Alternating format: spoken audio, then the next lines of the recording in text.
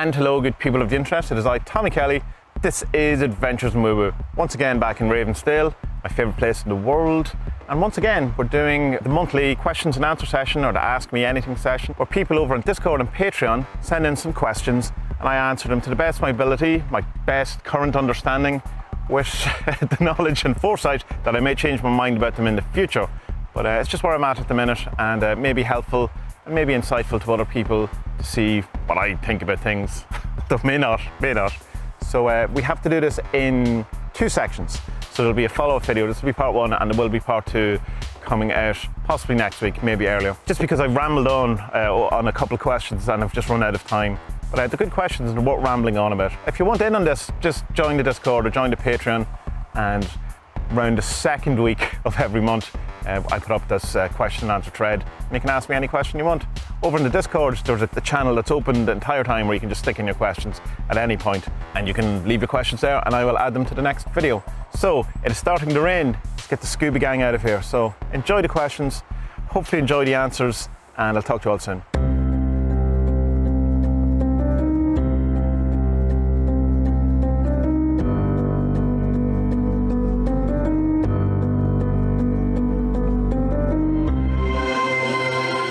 Turismo, in one of your old videos, you said something about meeting John Constantine, or Constantine, depending on who you ask. Alan Moore definitely has opinions. I'm thinking about invoking one of Stephen King's characters to help me out with some personal goals. Any advice? Well, what that was about when I met John Constantine, I was doing a lot of lucid dreaming, or at least tried to make lucid dreams happen. And I was quite successful at that time. Whatever was going on, I had a number of very intense lucid dreams in a very short period. I haven't really had many since, but I was deliberately kind of trying to encourage it at the time. Not necessarily by doing all the usual stuff that people do with lucid dreams. Where to hold their breath, do the check, the reality check thing, or the snap a elastic all during the day so that when they're in the dreams, they can do the same thing and it will tell you if you're dreaming or not. It all gets a bit inception-y. I was just had a thing that before I went to bed each night, that if it so happened that I became lucid in a dream, that I would have a plan to meet someone, to do something, so rather than getting caught back up in a dream. And one of them was to meet Ganesha, which I kind of did, although there was a number of obstacles between me and him on a train station track. And another one of them was to meet John Constantine. I was in a bar, as you would be, to meet John. I just said, John, where are you? Come. And he walks in the bar, and he looked like John Constantine from the TV show. A bit, not fully, like Matt Ryan, is that his name? But also a bit like a bit like Sting, and a bit like the character from the comics. Not Keanu Reeves, funny enough. His message to me when he came up to me or whatever, I didn't manage even to get to say anything to him, but what he said to me is, if I believed what you believed, I could do anything. And I never fully worked out what exactly that meant, because an awful lot of what I believe I felt was quite limiting and allowed me not to do many of these things. John assured me that no, if he believed what I believed, he could do anything. So that was kind of interesting. So advice to people who want to do something similar is, there's loads of different techniques you can use to try and do lucid dreaming. Just loads. And you'll find some that work, some that don't. But always have an intention of what you're going to do, because it's kind of like showing up or invoking something just to see if you can do it. And then, the spirit, the demon, the angel, whoever shows up, and you kind of go, well, I've nothing to ask you. So you should have some sort of plan what you want to do. Do you want to meet John Constantine? Do you want to meet Ganesha? Have you some questions for these people? And just, I suppose, also be careful in the sense what you're calling up. Because like Stephen King's characters, depending on which one you want to talk to, they're not all particularly great people or great kind of entities or whatever. And so I would be hesitant about doing stuff where you're calling up something terrible. Like, why? Like, I can't really think of a really good reason to do that, considering there's so many alternatives that are less hazardous or less conducive to bad mental health or whatever. But you do you whatever you want. That's just my kind of prerogative on that, and my kind of view on it, that why go to a demon when there's plenty of other safer, easier, as powerful people on your side, rather than people who want to morally lead you astray. So yeah, if you want to do it in a kind of a more synchronistic thing where you actually want to meet them in real life or have some sort of contact, I would suggest, even though Alan Moore says he met John Constantine twice in real life, once was during a magical invocation and once was in a cafe or in a canteen, it's more unlikely that that's going to happen, that the character of Stephen King book is going to show up, but not unlikely. Not too unlikely, or not impossible. I mean, like, you could see them maybe at a distance, as Alan Moore did in the canteen, on a train, passing the street or something like that. But you could probably be more likely to get some sort of sync around it, like a TV show, lyrics from songs, something someone says that resonates with you. And so sigils can be great for that. Sigils can be really good for instigating synchronicities.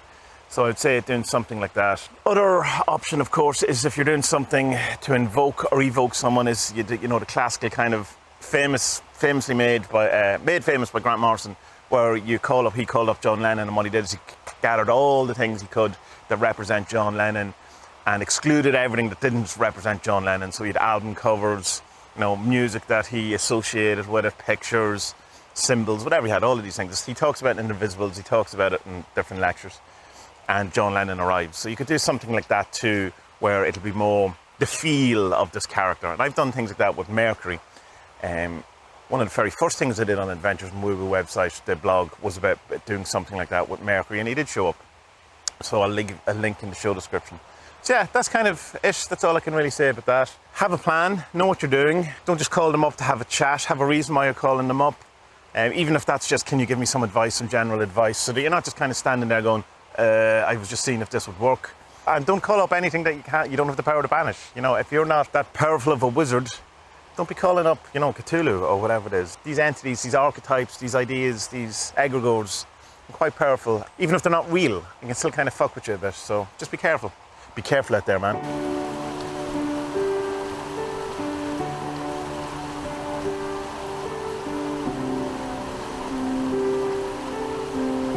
MJM. Could you talk generally about your experience so far of scrying the Aethyrs?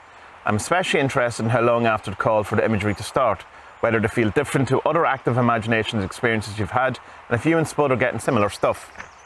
So, for those who don't know, myself and Spud have been scrying the Enochian Aethyrs. For people who don't know what that is, it's essentially a kind of active imagination exercise where you do a call in Enochian, call up the governors of a certain level or Aether or position. You then see what happens, or what, you know, in a vision, if you want. A number of people have done it. Famously, Crowley has done it. People like Duncan Barford have done it. He's wrote a book about it. Currently, Jason Mandel Nuggan, A Lamp in the Underworld, is doing it. A number of people have done it. There's plenty of places you can check out people's visions. And if you want to know how to do it, check out Lon Milo de Ket's Enochian Vision Magic. He also has a nice lecture series about it too, that he has on his website. So, after that preamble, we have been doing it. We've done 5 now so far. Yesterday we did Des, and the names sometimes be funny because Des is kind of, I don't know, he'd be like possibly a barber or something, Des. But there's 2 visionary type things that I can have when I do active imaginations or I do journeying or any of these things. And one of them is just the kind of, I assume, standard, I don't know, where you, like, it looks like a dream. There's stuff playing out in your mind's eye in the same way that if I now think of a red apple, I see it somewhere in here or in this kind of field that feels around my head. You know, it's in colour. It's the same thing that I have when I go to, you know, before I go to sleep, or I'm imagining something. All of that kind of stuff, the active imagination stuff. Some people don't have that, but most people seem to do. Another is that I literally see things in front of my eyes as they're closed, like as if there's somehow light bouncing off my retinas, or on. It's like the vision is on, you know, my eyelids or something, and it's very cloudy. It's like ink in water. But that's way more high definition than the active imagination. That looks like I'm actually looking at something that, you know, that if you've seen, say, a lion's head, it's an actual 3D lion's head, but like in a cloud or inky water or something like that. And it's all in monochrome. There's no real colours, although occasionally you can have, you don't have to press your hands against your eyes, and you can sometimes see colours by just, you know, because you're messing with your eyes, but it's definitely not in colour. So the first 2 was like that, where it was just the stuff in front of my eyes, and it felt very random. There was no narrative. It was one thing after another. It was very quick. There was a lot of directionality, things changing around, just pure symbolism. My first kind of foray, one of my first forays into this kind of area of stuff was through Stuart Wilde, and he talked about the whole thing with meditation, that when you get to a point of meditation, you start seeing these symbols, you start seeing these things in front of your eyes, and he described them exactly the way I could see them.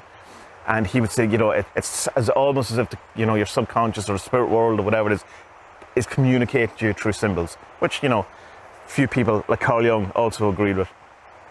But sometimes you just go, well, I don't know what that means. What's that lion's head turning into a Mars bar? You know, and you kind of go, I don't know. So you just kind of have to go with it. and take note of it, and hopefully, you know, sometime in the future it will make more sense to you.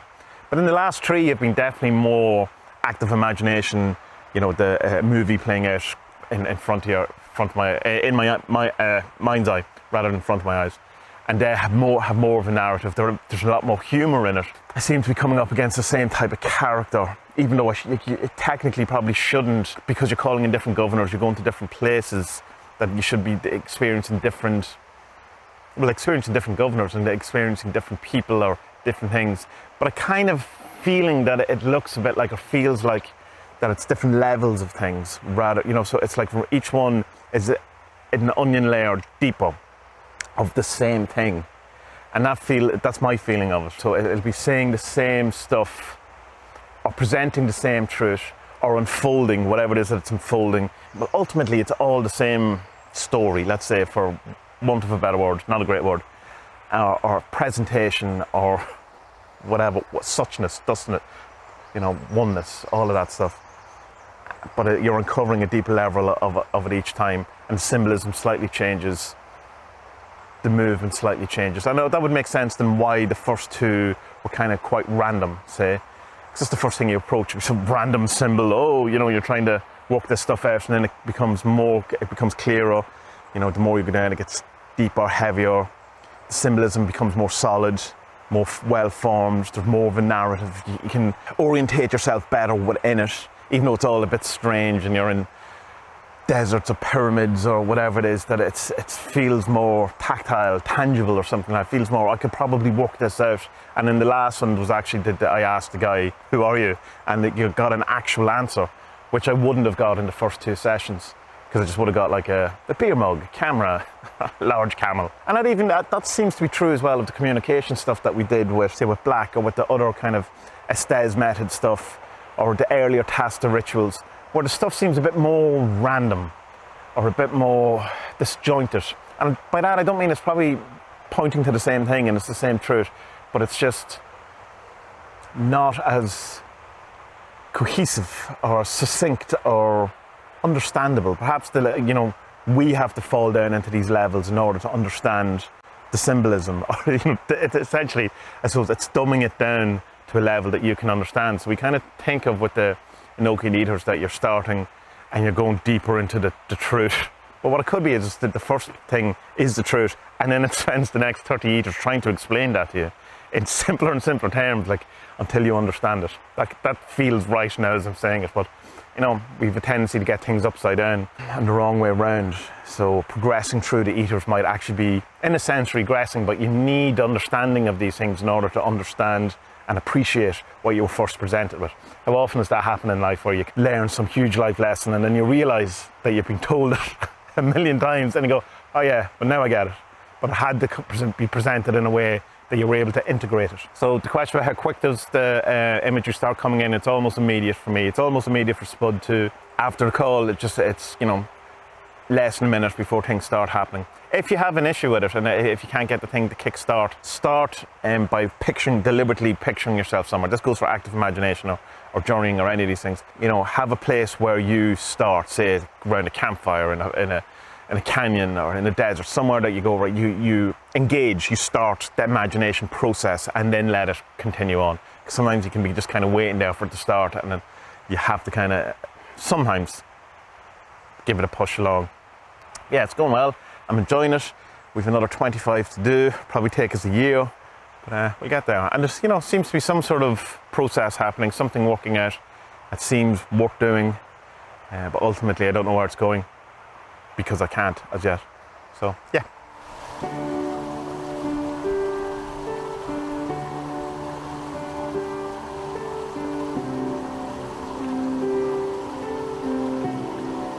Azela, do you have any advice for someone that plans to hold a blog describing rituals they do? I do actually, and this is something I probably didn't do myself. So do as I say, not as I do. I tend to do it more now. Is that I would suggest that you don't do the write-up until the thing is entirely finished, rather than talking about it while it's going on.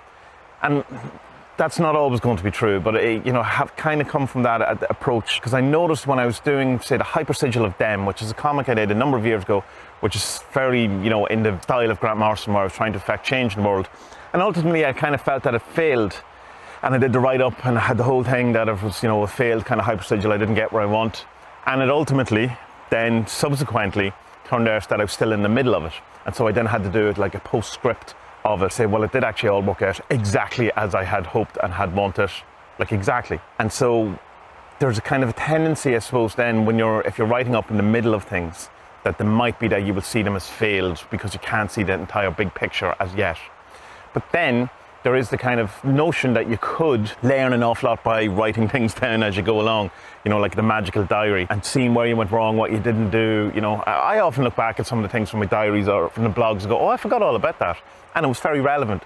And I knew it was relevant at the time, and other stuff I didn't know was relevant at the time, and it's very relevant now. So there's a lot to be said for both sides. Like, say when we were doing the Star Ruby thing, and I did a weekly post, I think that's kind of fits in with because it seemed that's kind of worked out as chunks.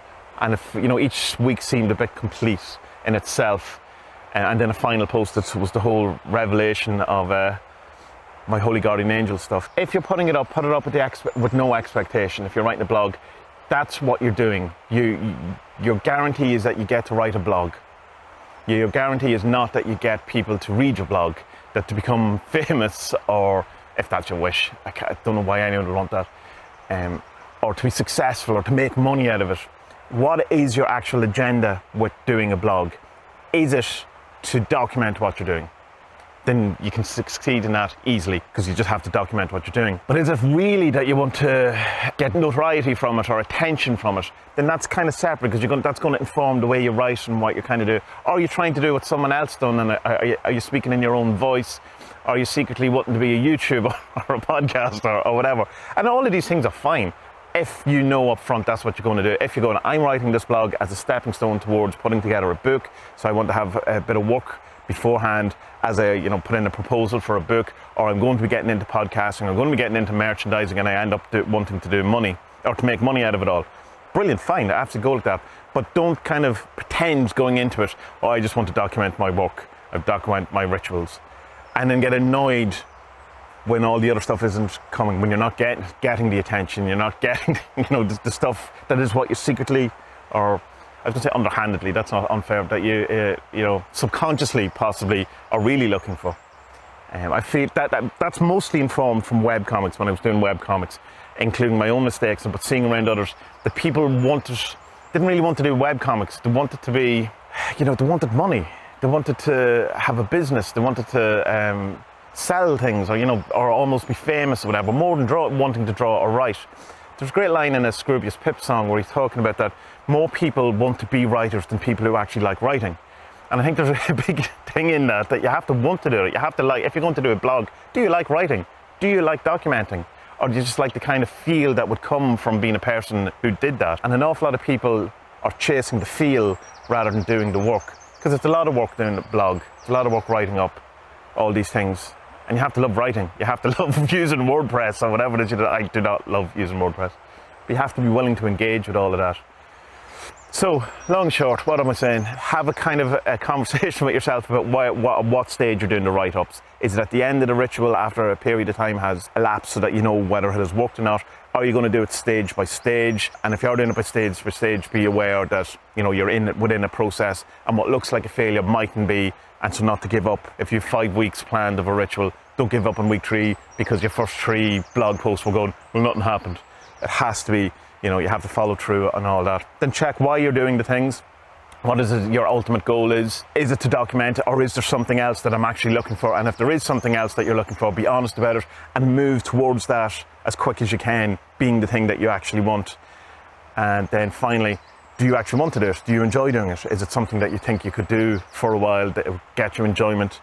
Like, do you like writing? Do you like doing blogs? Do you like doing rituals? That kind of stuff. So I hope that helps. There's plenty of other things I probably could have mentioned, but that's what's in my mind at the moment.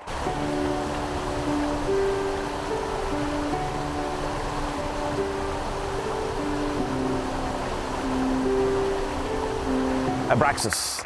At what point does not forcing the art become not making art?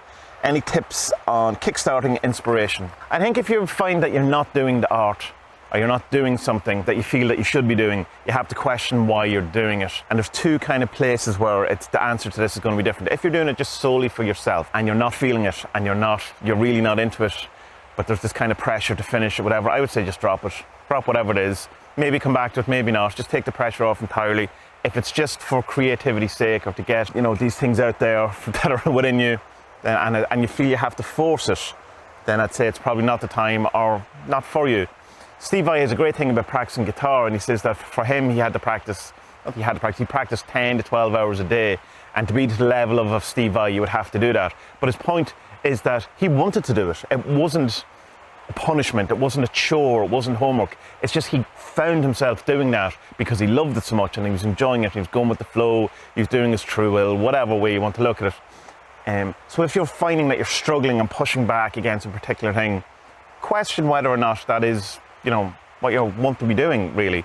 Now, it's easy to also default for like procrastination and laziness and all these things. So check that you make sure it's not just that. But if there's something bigger than that, then you have to kind of have a look at why you're having this reaction to something that should be bringing you, in all cases, joy or expansion or whatever. However, if it's for someone else and it's for money and it's for work or it's something like that, then you just have to buckle down, get the head down and just do it. And you learn from doing that a number of times that you can in fact turn on inspiration in a kind of a way, or at least some sort of functional creativity that allows you to get through and finish the project. It is harder, but the excuse of I'm not really feeling it doesn't really come into it when you have bills to pay, or you have contracts signed, or you have an obligation to someone else because you said you would do it. But again, even if it comes to the point that you're losing sleep over it, or it's a real pressure and you're something, maybe have a look about seeing if you can pull yourself out of it. General inspiration, what I like to do is if I want to start a new project, want to do something new, something new creative, say it's a comic, say it's music, say it's whatever, that I start kind of, first of all, just have the idea. Let the idea just sit there. I want to do something, and then kind of see what stuff around you is interesting you. At the minute, I'm just about to start recording another EP or possibly an album, depending, because there's two things I want to do. And I knew there was a bit of music, there was some pieces of music that were coming. And so rather than kind of enforce what I wanted on it, I just allowed it to be whatever it was, see what it was. And what I noticed, I was starting to listen to an awful lot of like folk horror soundtracks. I was starting to get that kind of aesthetic, that kind of feel. I was playing my acoustic guitar an awful lot more than my electric guitar. All right, this is the direction it's going in.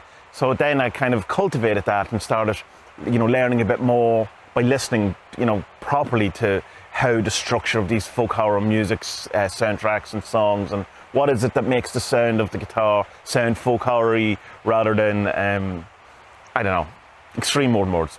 Or whatever, the standard for acoustic guitars, for acoustic songs. And so you're cultivating, you're building up to it. And then eventually what came out of that was 5 instrumental songs that just kind of arrived from nowhere, or I remembered, or wherever ideas come from, wherever songs come from. But it all started with allowing that I wanted to do something, just seeing what arrived. Was I into it? Was I gravitating towards it? Was I enjoying it? Was it easy? Was it flowing through me? Did I find myself working on it without having to force it, without having to feel, I better do something about this? And then it just generally came out. That happened the same with Turbine Syndrome. It happened a bit with them, although there was a bit more of a kind of a point with the, with the hyper-sylginess of them. It's certainly songs and that kind of stuff, just for me, and that kind of creativity come. And you have to allow them to come. You'd see yourself as a conduit rather than someone who is forcing the song, putting together. I know an awful lot of people who, when I worked with in the games, who would describe, and they were designers or artists or illustrators or whatever, but they kind of say, I see myself as an engineer, as a craftsman, and that's the complete opposite of how I work. That I don't see myself as an engineer, as a craftsman. I'm not putting things together. I'm not, seeing it, I suppose, in irrational terms, or going, well, this section usually works, or this type of chord change, as if you're coming from a very structural point of view or theoretical point of view. Well, I know all of that stuff, and I'm not going to lie and say I don't. I certainly do know it, and it informs all I do. It's not how I'm approaching it. I'm allowing it to be whatever it is, to grow, in the most woo way possible. So I'd say if you want to kickstart inspiration is to Start by saying, I want to be inspired, and then start noticing what happens around you. And then as soon as you start noticing something happen around you, then start cultivating that, and then start moving forward while considering yourself a conduit rather than an engineer or craftsman, that you're putting stuff together. You're more, see yourself more as a revealer, a rememberer. Yeah, as a conduit. It's the best I can help you. Some days suck, some days you just can't do art. Just can't be creative. Some of those days are days you have to work. So that's such is life.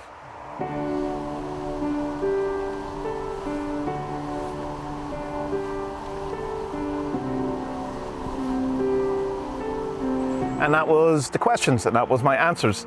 As I said at the beginning, this is the first half. There will be a follow-up video where we'll answer the rest of the questions that people have sent me, either over on Discord or on Patreon. If you like what I'm doing here or any of the other things I do over at adventuresinwooWoo.com, be that Tasta, be it the comics, be it the 40 Servants, be it the music, be it the photography, or any of these things, and you'd like to support me, then there's plenty of ways of doing that. All the links will be in the show description, from joining the Patreon, to sharing the videos, the podcasts, to buying me a book on my Amazon wish list, to getting the 5-year bundle, which is all of my stuff, pay what you want, to buying a deck, buying the Grimoire, the 40 Servants, just sending me money, whatever it is you want to do. Or I now have super thanks on the channel, on the YouTube, where you can leave a comment and also leave money. But don't feel you have to. I enjoy doing all of this, and it was something I probably would do anyway. But all of it, the donations, the money, all that really does help to be able to continue doing it, and to continue doing it to an ever-increasing, hopefully, standard. And I do really appreciate it. Literally, without you good people, I don't get to do any of this. So I'm eternally grateful and much appreciated. So good people of the internet, until next time, may you have a wonderful week. May our best days be ahead, and be well.